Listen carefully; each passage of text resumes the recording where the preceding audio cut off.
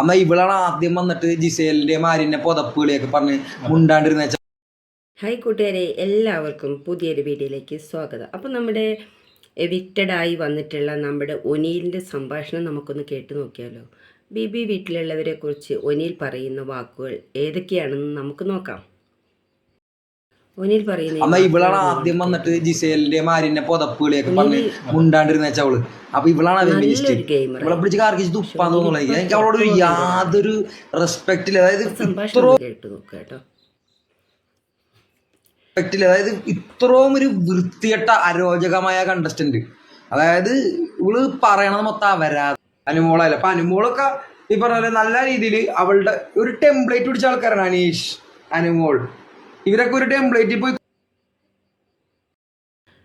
അനുമോളെ കുറിച്ചിട്ട് പറയുന്നുണ്ട്, നല്ല വാക്കുകളാണ് പറയുന്നത്. അതുപോലെ തന്നെ അവിടെ പറയുന്നത് ലക്ഷ്മിയാണ് ഒനീലിന് തീരെയും പിടിക്കാതായി. കാരണം മസ്താനിയെ കയറി പിടിച്ചു എന്ന് പറഞ്ഞിട്ട് പ്രശ്നം ഉണ്ടാക്കിയത് ലക്ഷ്മിയാണ്. പിന്നെ എന്നിട്ട് മസ്താനീനെയാണ് പുറത്താക്കിയത്. അത് ചെയ്ത് ഒട്ടും ശരിയായില്ല.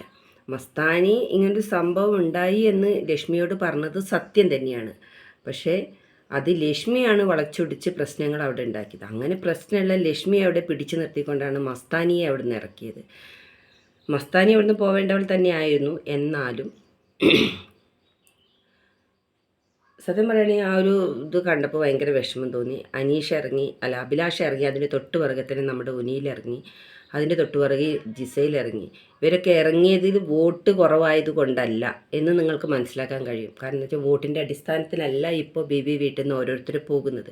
അവിടെ നടക്കുന്ന ഓരോ ഇൻസിഡൻറ്റ് അതിനെക്കുറിച്ചിട്ടാണ് ഇപ്പോൾ ഉള്ള സംഭാഷണം. കാരണം ജിസയിൽ അവിടെ നിന്നിട്ട് ആര്യന് മുന്നോട്ട് കളിക്കാൻ പോകാൻ പറ്റില്ല എന്നുള്ളത് ബിബിക്കാർക്ക് മനസ്സിലായിട്ടുണ്ട്. അതുകൊണ്ടാണ് ജിസൈലിനെ പുറത്താക്കിയിട്ടുള്ളത്.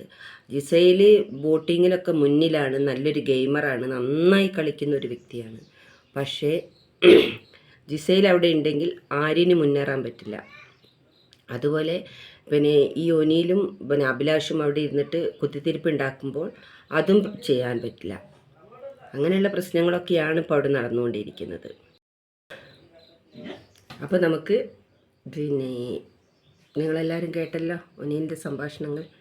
അപ്പം ഇതൊക്കെയാണ് ശരിക്കും ബിബി വീട്ടിൽ നടന്നുകൊണ്ടിരിക്കുന്നത്. സബുമോനൊക്കെ എന്ത് ഗെയിം കളിച്ചിട്ട് അവിടെ സബുമോനൊക്കെ അവിടെ നിൽക്കുന്നത്. കാരണം സബുമോൻ അറിയാം അത് ഏത് രീതിക്ക് പോയാൽ അവിടെ പിടിച്ചു നിൽക്കാൻ പറ്റുന്നത്. ലക്ഷ്മിക്കറിയാം. ലക്ഷ്മി സ്വന്തമായിട്ടൊരു പ്രശ്നം ഉണ്ടാക്കുകയല്ല. ആരെങ്കിലും എന്തെങ്കിലും പറയുമ്പോൾ അതിൻ്റെ വാലുമേ തൂങ്ങിയിട്ടാണ് ലക്ഷ്മി പോകുന്നത്.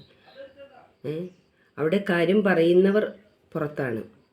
നമ്മുടെ അക്ബറിനെ കണ്ടില്ലേ, ലാലേട്ടൻ വരുന്ന ആ ഒരു എപ്പിസോഡിൽ അക്ബറിൻ്റെ ഒരു സ്വഭാവം എങ്ങനെയാണ്, അക്ബർ എങ്ങനെയാണ് ആ ഒരു സംസാര രീതി ഹാൻഡിൽ ചെയ്യുന്നതെന്ന് മനസ്സിലായോ.